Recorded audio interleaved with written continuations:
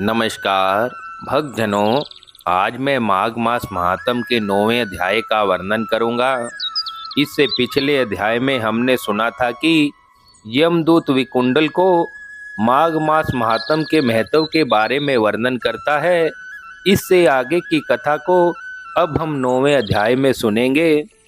यमदूत कहने लगे, मध्याह्न के समय आया अतिथि, मूर्ख, वेद पाठी या पापी कोई भी हो, ब्रह्म के समान है। जो रात्रि के थके हुए भूखे ब्राह्मण को अंजल देता है, मध्याह्न के समय जिसके घर आता हुआ अतिथि निराश नहीं जाता, वह स्वर्ग का वासी होता है। अतिथि बराबर कोई भी धन संपत्ति तथा हित नहीं है। बहुत से राजा और मुनि अतिथि सत्कार से ब्रह्मलोक को प्राप्त हुए हैं। जो एक समय आलस्य से भी अतिथि को भोजन करा दे, वह यम द्वार नहीं देखता। केसरी ध्वज से वैवस्वत देव ने कहा था कि जो कोई इस कर्म भूमि मृत्यु लोक से स्वर्ग लोक जाने की इच्छा रखता हो, वह अन्न का दान अवश्य करे। दूत ने बताया, यमराज कहते हैं, अन्न के बराबर दूसरा और कोई दान नहीं है। जो गर्मियों में जल, सर्दी में ईंधन और सदैव अन्न का दान करते हैं, वे कभी यम के दुख नहीं उठाते। जो अपने किए हुए पापों का प्रायश्चित करता है, वह नरक को नहीं देखता, और प्रायश्चित न करने वाला मनुष्य नरक में जाता है।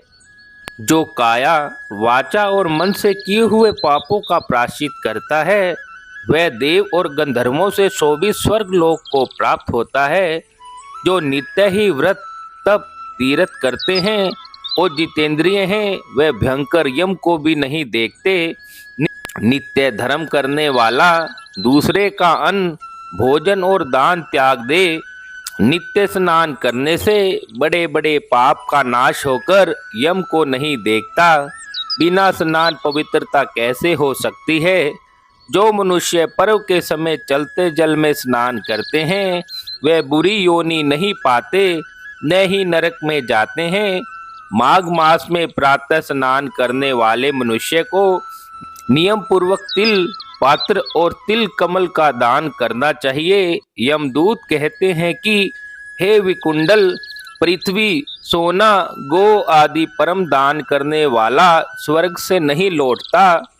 बुद्धिमान पुण्य तिथियों, वैतिपात, संक्रांति आदि को थोड़ा सा दान करके भी बुरी गति को नहीं प्राप्त होते। सत्यवादी, मौन रहने वाला, मीठा बोलने वाला, क्षमाशील, नीतिवान, किसी की निंदा न करने वाला, सब प्राणियों पर दया करने वाला, प्राय धन को तृण के समान समझने वाला मनुष्य कभी नरक को नहीं भोगता। इस प्रकार 9वें अध्याय को आज पूर्ण किया जाता है।